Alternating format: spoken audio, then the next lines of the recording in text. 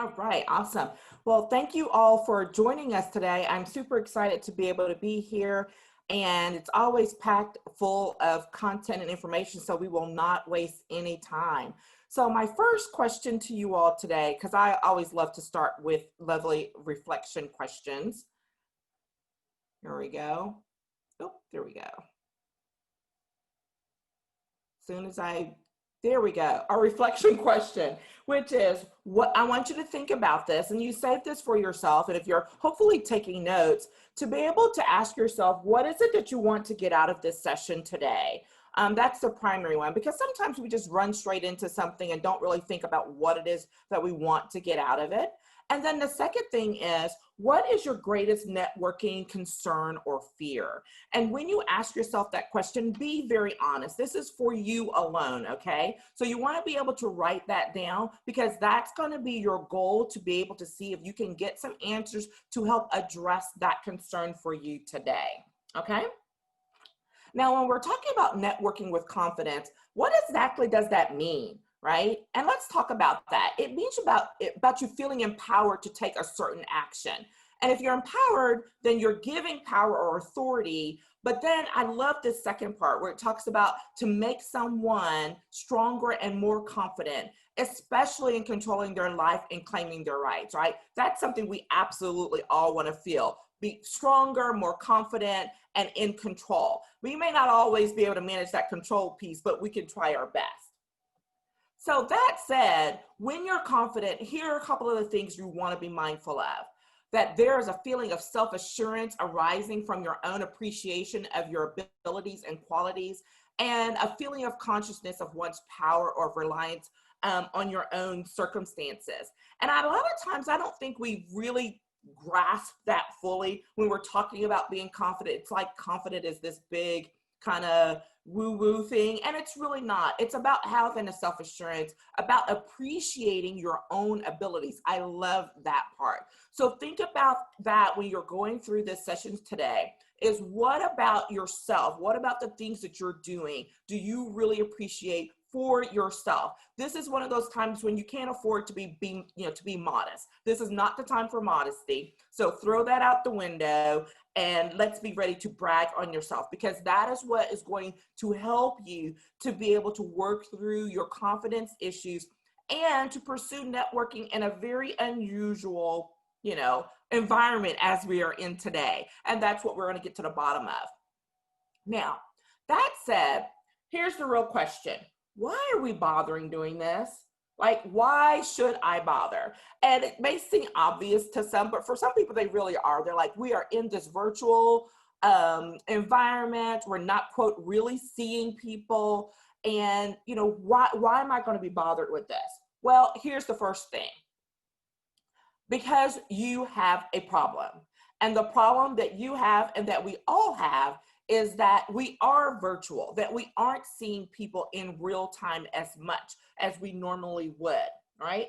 And so when we're doing that, and if we already have an insufficient depth in our professional relationships, that can cause even greater problems down the road, because the reality is we are not going to be in this virtual environment forever. So you want to be prepared to move forward and to continue moving on in your career and in your profession without being hampered by all of the negative effects of having been in this virtual environment of a pandemic. And I'm here to tell you that it doesn't have to be negative. It can be what you make of it. And we're talking about making it a better experience for you right now. So, and you're going to bother because there's a potential solution. When there's a solution, the solution is about building a network that is deep, that has some depth to it, and that can address your current and future needs and goals, right? That's the solution. So we're going to talk about that today and how you can make that happen even in this virtual environment. And ultimately, there's some long-lasting results. And this is not something I'm just talking about off the top of my head. I'm talking about what I've been practicing in real terms for almost 30 years. And some of my habits are like a little crazy, and people are like, oh my God, I can't believe you did that. but they have proven to be well worth the while, because in the long term, there are people that I can pick up the phone that maybe I haven't talked to in 5 years, but they will still take my call. And that's because you put in the work in order to make things happen and to build a relationship that's worthwhile and that you can rely on for years to come. Here's one of my favorite quotes from Joel Garfinkel. And it's that by fostering and maintaining your diverse relationships, you raise others' awareness of your abilities. Now, there's a lot there. Do not miss it. First of all, that you can't get anywhere if you're not willing to share.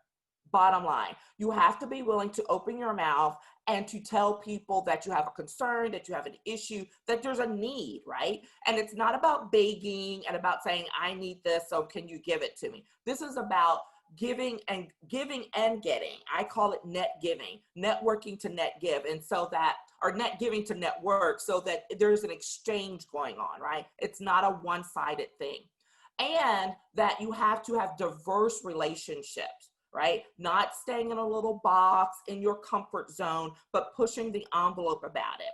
And when you're doing those two things, letting people know about what it is you need, what your abilities are, how you can help them, and you're continuing to reach and build a diverse set of relationships, this is what networking authentically and genuinely and building a network that will last for years to come is really all about.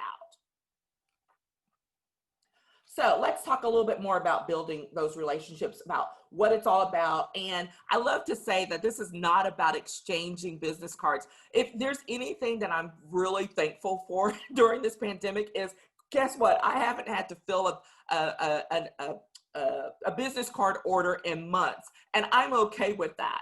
And I'm going to tell you why. The other thing is that when we're building these relationships, we absolutely have to have a mindset shift.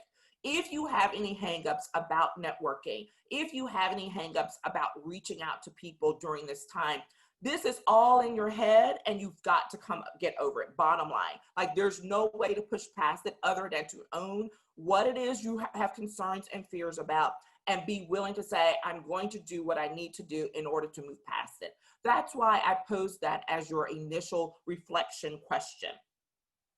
So here's the thing. Remember, networking is not a 4-letter word, okay? We're not talking about speed dating events. We're not talking about First Friday happy hours, even virtual ones or in real person. And we're not talking about making nice with perfect strangers. We're talking about being authentic, about reaching out. We're talking about depth, not numbers, okay? That's the key. Most of the time, what makes people uncomfortable when they're doing those, quote, traditional networking events is they're thinking, oh, I gotta hurry up and meet as many people as possible. Do you know that you can probably add more value to your network if you spend some quality time with maybe 2 to 5 people during an event, trying to reach 20? Trust me, it works. Spending that extra time learning a little bit more about people will actually serve you better in the long term, because you're adding depth to your network, not just numbers, okay? All right, so here we go. What are the top 3 tips for leveraging your network confidently today? Here we go. You ready? You got your pens and papers ready, all right? So the first tip, be authentic. Now, you've probably heard me use that word a couple of times already, but this is really, really key, because a lot of times why people get uncomfortable with what they're doing and how they're doing it is they're too busy focused on what other people are doing and how it works for them. Can we take tips from them? Absolutely. I'm going to give you a bunch of strategies and tips here today. But everything that I've done over the course of my life and career may not work for you, but you can adapt it to make it so that it fits what it is that you want to do and how you can do it in a more authentic way. I'm not going to just say in a comfortable way, because a lot of times when we're networking, we do have to push our comfort zones. I've been doing this, like I said, for 20, 30 years. My background is, I'm a lawyer by training, but I'm a lobbyist. And which means my job basically was getting to know people, perfect strangers, and connecting them up every day for, tons and tons of years, right? And there were things that I did not always like. One of the things I hated doing was being the person to have to deliver the check to a political fundraiser. I detested that. And that was one of my first responsibilities as a young lobbyist. So how did I flip that on its head? I started making it relevant to me. Now, of course, doing my job was relevant to me. So make sure I got to show up to the event and I have to hand off the check. What else could I do? Well, let me see. Let me make a plan for so-and-so may be there and we're working on a piece of legislation. Maybe I can ask them a couple of questions. Secondly, another person I know may have just taken a great trip to Italy and that's someplace I want to go next. So let me make sure I connect with them. Do you see what I did? I took something that I really wasn't very comfortable with, which is going to these horrible political fundraisers, but I made it work so that it met my professional needs, but also my personal ones, and made it so that I could get through that event. And I learned how to do that very well down through the years, all right? So you want to stretch and grow, but make sure that you're being yourself as you do it. Being genuine, being authentic is the key here. This is what will help you to move past some of those, that hesitancy and that feeling of, ickiness that people have. Just go with the flow, do what's genuine to you, and then push your boundaries a little bit along the way. Now, as you're moving along, I want you to make sure and reflect. And y'all, anyone who knows me who's on here knows that I value reflection time because we really can learn a whole lot more about ourselves when we give ourselves even that 5 or 10 minutes with regard of whatever it is we're trying to pursue and grow professionally. Give yourself that time. So when you do this, what I'm going to suggest to you for now is when you reflect, I want you to reflect on how you are engaging with your network right now. Be honest. No one is watching. No one is seeing what you're writing down. I want you, this is very, very crucial because if you're not interacting with your network right now, you need to acknowledge that. If you are, but it's inconsistent, that's another level, okay? Honesty is crucial at this point. Here are a couple of more tips for reflection. You have to know what your needs are professionally and personally.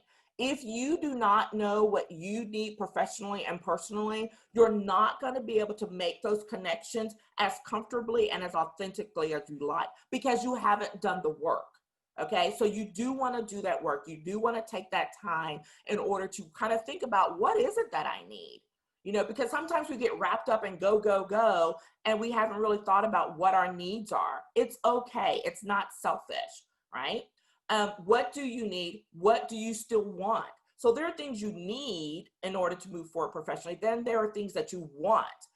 Don't forget your wants. Because as you move forward in building out your network and nurturing your network, you never know who's going to pop up and be able to fulfill a need and or a want. All right. So that's why you have to be able to have those things on hand. It doesn't have to be a long laundry list. I like to use Post-it notes and or 3x5 cards and literally write those things down, 3 to 5 things. And post it on your computer, post it in your bathroom, on your mirror. I know people who like to write on their mirror in lipstick as reminders, whatever it takes. But you need those constant reminders, okay? Then here's the flip part. Here's how you give back. Where are the people in your network professionally and emotionally, especially right now? What are their needs and wants? When you start reaching out to people, this is the connection point. Not just to call them and say, oh, I need this, I need that. It's the actual question. Hey, how are you doing today? What's going on in your world? Asking that question. I love telling the story about one of my long-term connections and relationships. Whenever we would get together, and it always flipped it on its head for me because it was very unusual coming from a guy, I'll just be honest, where we would sit down and go have coffee, and the first thing out of his mouth would be, how's the family? How are you doing? What's going on with you? And we might talk 20 or 30 minutes just about what we're doing personally, how we're feeling, how our families are, before we even touch on a business piece, right? What are you doing there? You're building connection. You're learning more about where people are. especially right now when this is, we've been in this pandemic environment for some time, when we know that we're probably going to be operating in a virtual manner for a little while longer. So it's really important to acknowledge where your people are and be willing to let them share that a little bit. We don't have to spill our guts, but it's about having a little empathy and being, just being human, right? Okay, so that said, what's tip number 2? Tip number 2, here we go, be consistent. This is one of the things that is most difficult. And I'll be honest, like I said, I've been practicing some pretty hardcore networking strategies for decades now. And if there's one that trips me up still to this day, it's about being consistent, because we can fall off. Life happens, changes occur, but you've got to get a rhythm about what it is you want to do. So if you're deciding, you know what, I want to reach out to 3 to 5 new people each week, then write that down, make that a goal, and then figure out how you're going to make that a consistent part of your routine. Okay. Are you going to do one person per day? Or are you going to say, I'm going to spend 30 minutes one day a week and focus on that? Whatever works for you. Okay. I know one of my things, I was very, very, methodical about it, especially when I went on my own, when I started my consulting business, because that meant I wasn't working in a regular work environment, a regular office environment. So I had to build that, that consistency, build that exposure point. And so I literally had super aggressive goals. I would have where I would reach out to 10 or 15 people per week, and I would normally schedule 3 coffees a week, 2 to 3 coffees a week, or a lunch. Okay. Was that aggressive? Absolutely. But when I fell off, I could tell, because weeks in, all of a sudden it was I would feel like things got a little quiet, and I'm like, oh, wait. And I'd go back, and I literally kept a list of who I was always reaching out to. And when I saw that I had dropped off, that's when I knew things were being quiet. So if I needed to pull back a little bit in order to be consistent, that's what I would do, and make an adjustment in order to get back on a roll. But being consistent is important. Baby steps. Just take the baby steps. Don't overwhelm yourself, because that will just make you, frantic and feel like you're not being successful. It doesn't have to be a lot. It just has to be consistent. Okay. It really is the thought that matters. Here's another one of my favorite quotes from T.D. Jakes, and he came out of his book, Destiny, Step Into Your Purpose. And it said, if you can't build relationships, you are being torn down. Building relationships takes time that people often aren't willing to devote, partly because time is a limited resource for us all. And that is that thing. Time is one thing that none of us can get back. So how you plan it, how you engage it is very crucial, particularly as you're building out your network. And the little bit of time, that 5 minutes you give per day, you will not believe what that investment will, how much that will benefit you down the road. All right. Next tip. Tip number 3, be focused. Very closely related to being consistent, but being focused means, if it's just one thing you're going to start off with doing, then focus on that one thing. Okay. Be targeted. Don't be scattershot all over the place, because that's when you start feeling frustrated and you're not getting something done. Don't worry about if you're like, well, I'm only doing this one thing. It's okay. Keep doing that one thing and be consistent about it. Then when you get to a comfort level, then add a second strategy to say, okay, well, now maybe I'm going to reach out to more people by phone or whatever it might be. When you're working on being focused, you want to make sure that, because this is such an easy point to get just derailed on again, is you want to make sure to utilize all of your tools, leverage your technology, use your calendar, all of those things that can help us to stay on track. You really want to do that. Now, while we're talking about that, so we know that we've got to be authentic, we've got to be consistent, and we want to be focused. If we're really going to work through creating a networking strategic plan, what are we going to do? This is going to sound so simplistic, And it is a little bit more involved when I'm working with people one-on-one because we get really down into the details. But here it is, y'all. It's really not that hard. You got to remember 5 questions. Who, what, when, why, and how. I swear to you, it works.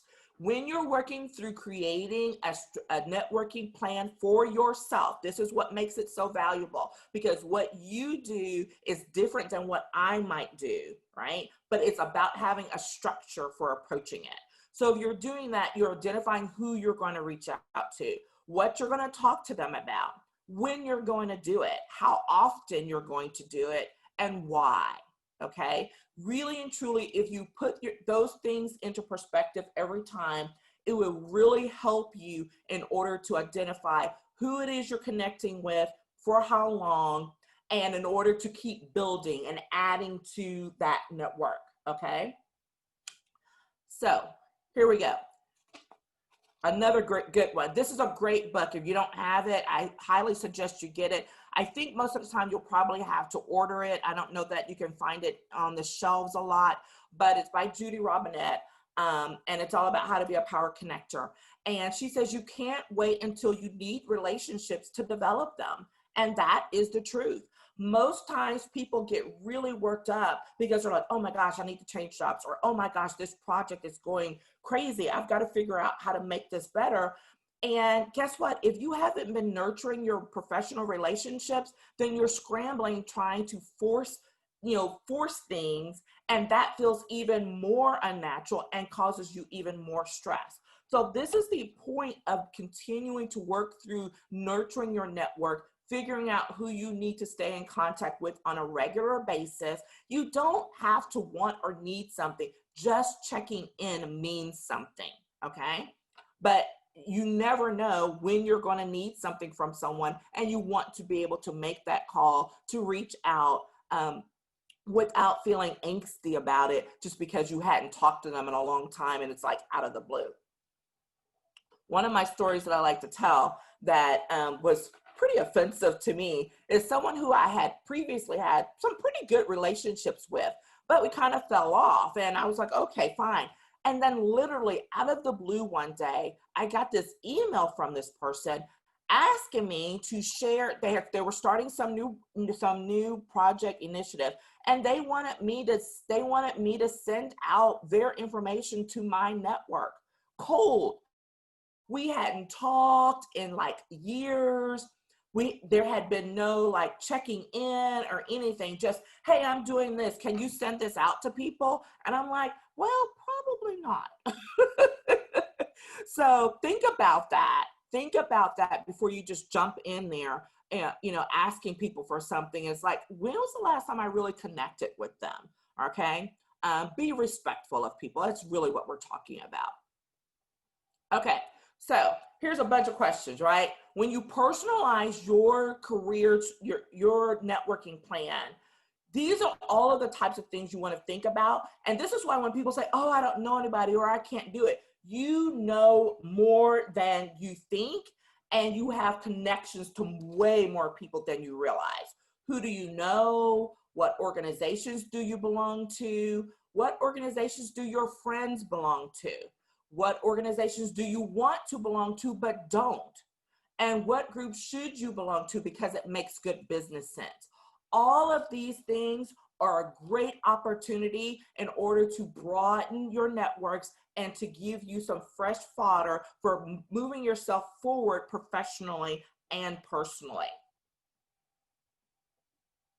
Heidi Krupp says that the most valuable tools when building and growing a business and your greatest assets are the relationships you've built over the years. And this is so very true. I find it to be true over and over and over again. I'm always amazed. It just happened to me again just the other day, when out of the blue, someone that I hadn't talked to in a while reaches out to me, either looking for context, like they're wanting to give them some input on a project, or if they're looking for certain people to fill positions, all of that, they've reached out to me because they know I keep my network active and that I'm staying connected with people. And so they reach out, they're like, hey, if you don't know, who do you know that might know more people? Literally just got an email like that yesterday.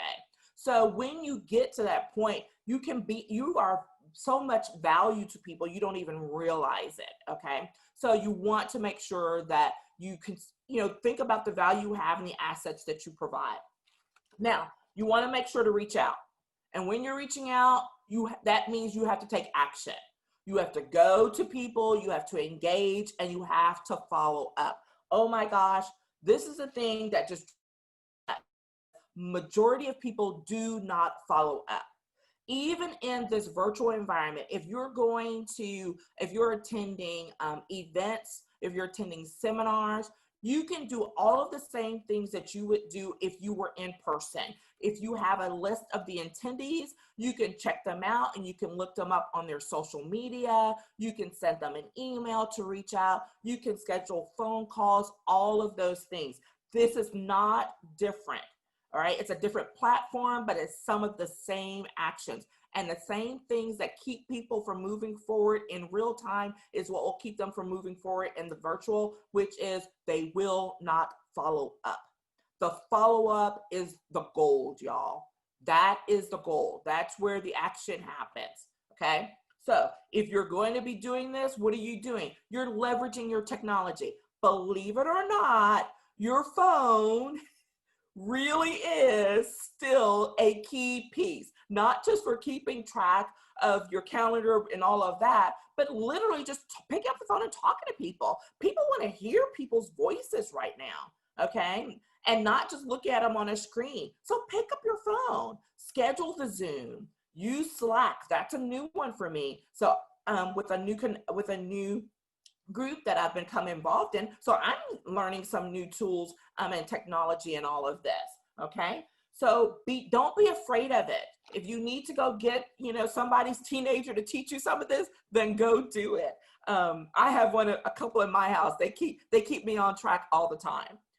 Leverage your social media. This is crucial. If you are not on LinkedIn, shame on you, especially in today's environment. Get yourself on LinkedIn right now. I have been involved in LinkedIn since it first started years and years ago. I called it my electronic Rolodex. And now that it's just exploded and so many people are going on there, it's great for business. It's great for people who are professionals. That's where professionals go to connect, okay? So get yourself on LinkedIn if you aren't already. Leverage your Facebook. A lot of times Facebook is used much more for personal connections. Do you know that there are attorney friends of mine that we work together on projects, when we were first getting started, but that's where we stay connected. It's on Facebook, all right? And so we're building those relationships. So when I do need something professional, I can reach out to somebody and say, hey, Laura, message them and say, do you know this? Or are you interested in serving on this board? All of that. Instagram is another one. Whatever is comfortable. Everyone has a different kind of methodology that they work through. If you don't know where to start, I say as a professional, start with LinkedIn. All right, let's see, we're moving right along here. Okay, we've talked about this when we're talking about strengthening and maintaining our relationships. Reminder, call before you need something. This is why it's important to tier your contacts. So if you've identified, let's say over the course of the next week, you identify 10 to 20 people that you would like to connect with, right? Choose them. Decide you're going to start with 2 per week, 3 per week to reach out to. Some of them are people that maybe you deal with a lot more often, so maybe you're going to reach out to them once a month. Others, it may be once a quarter or once every 6 months, okay? That's what I mean by tiering, right? You know how often certain people you need to reach out to or connect with. Do that, because when you're just reaching out, hey, I read this article, thought you might be interested in it. Hey, I learned about someone's looking for this person to serve on a board. Let me know if you know of anyone. All of that, just making some contact. And then, like I say, share, share, share. People will not know if you do not share, okay? One of my favorite quotes we're going to end with here is, whether we realize it or not, Networking is part and parcel of everyone's life.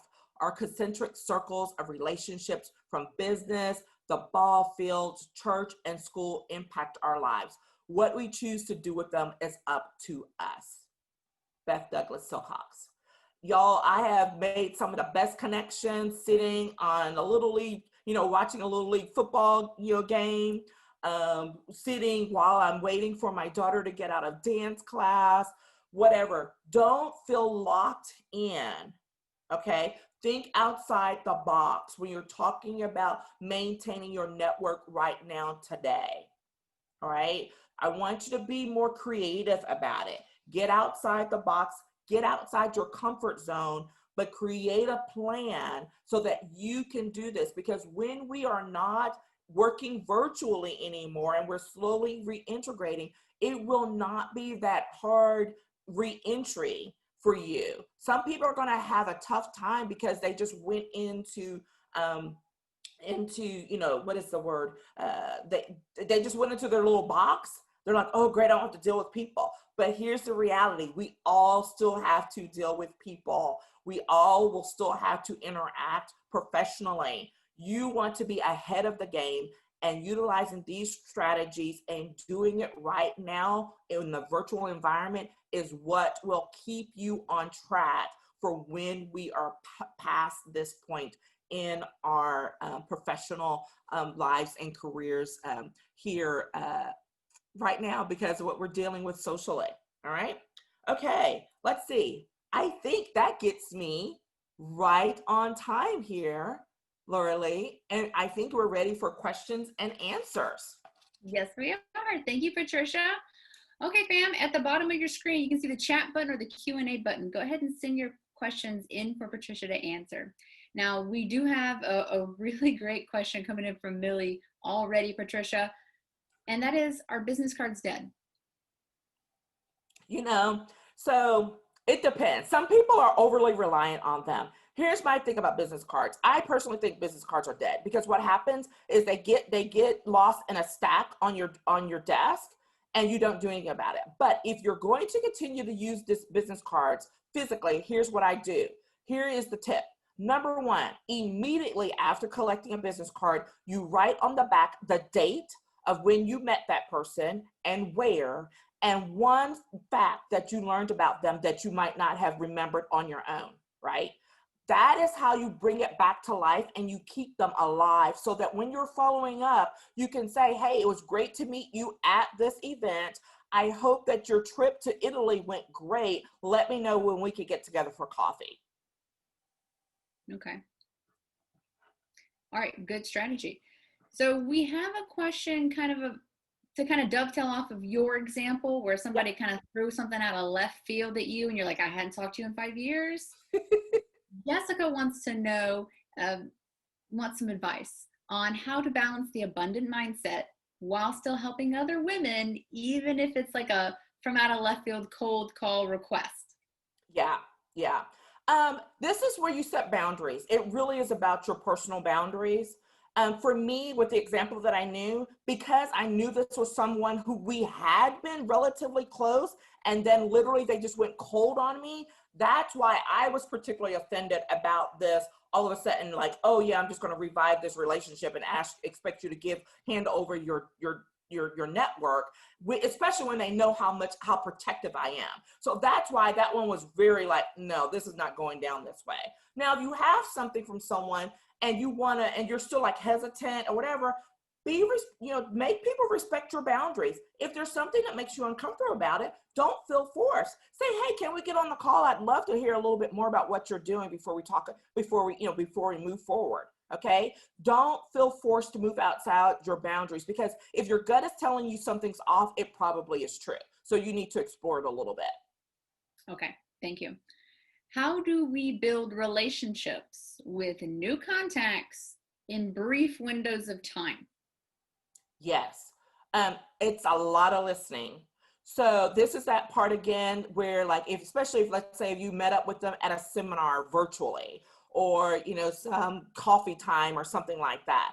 it really is about listening to what people are saying and talking. It's the little things they slip in about, yeah, I was so tired, because my 2-year-old was up with me last night while I was trying to finish this project.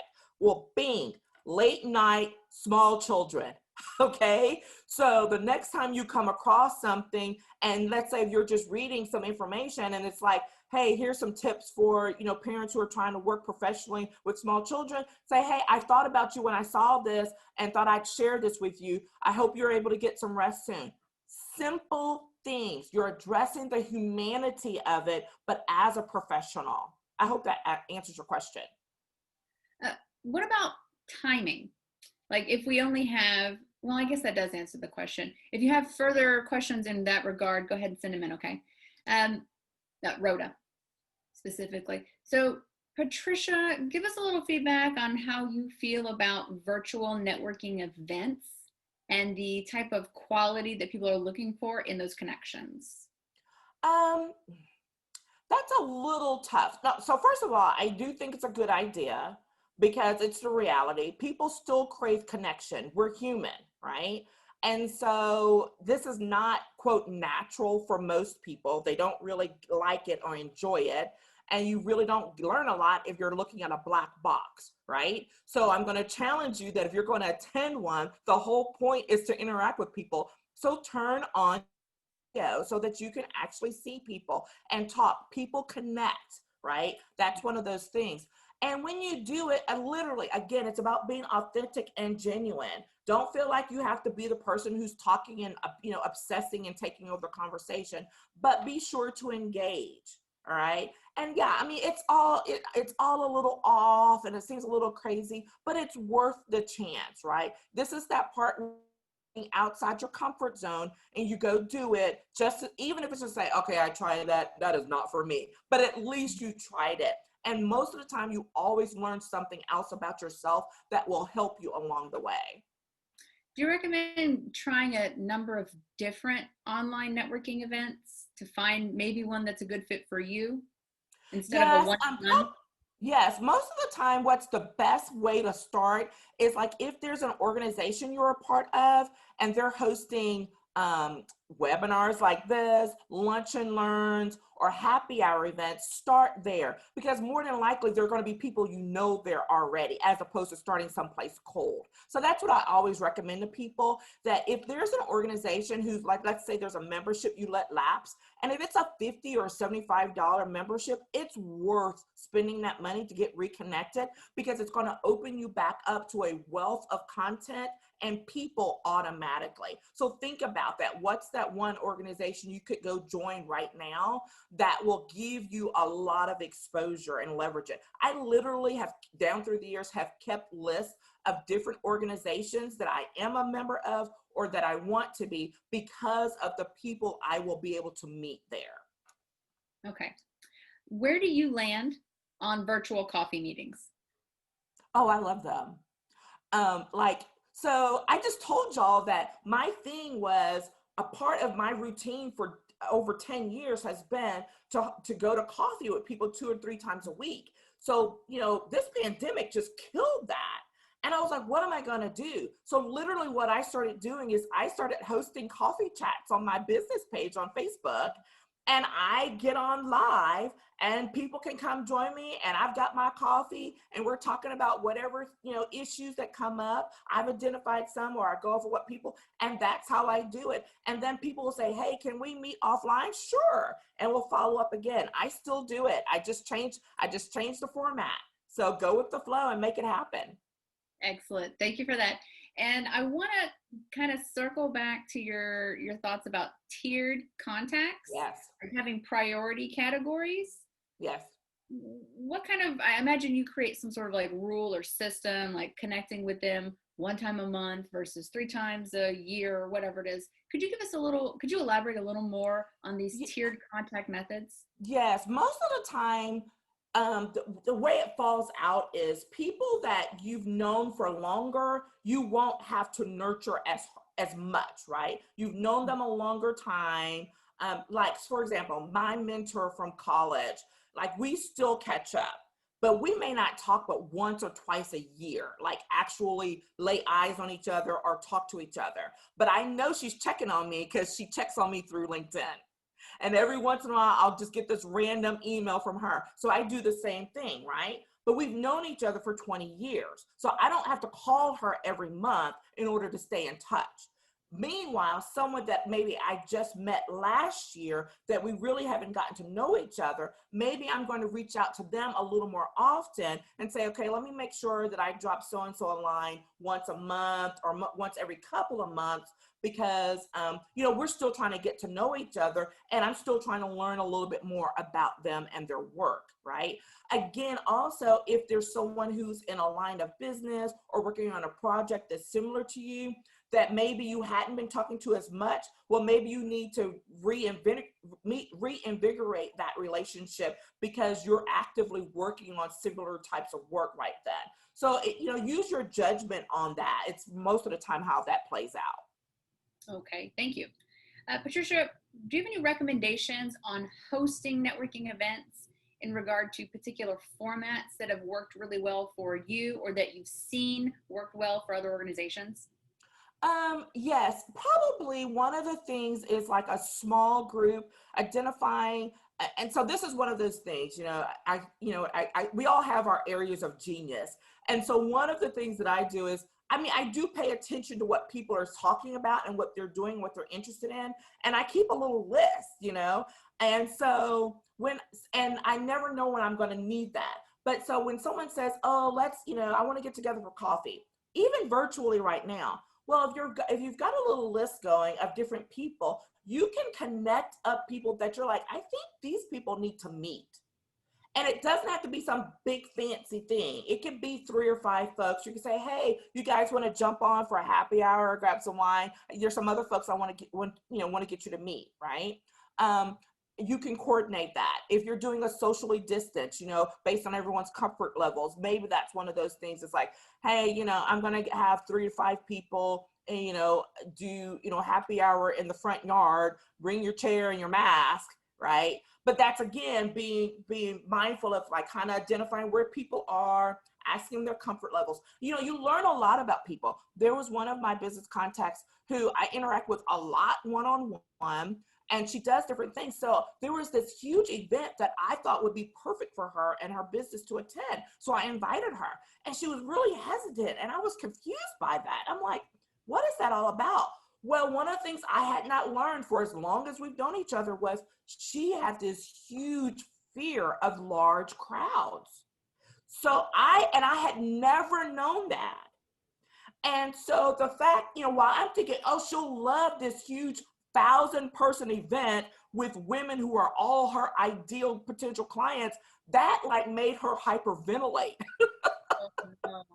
So this is that whole thing. This is why you continue to keep learning and paying attention to people. So I then knew that's not the kind of event I would invite her to. I would then pull back and adjust the type of things I would invite her to and ask her offline, hey, is this something you would be comfortable with?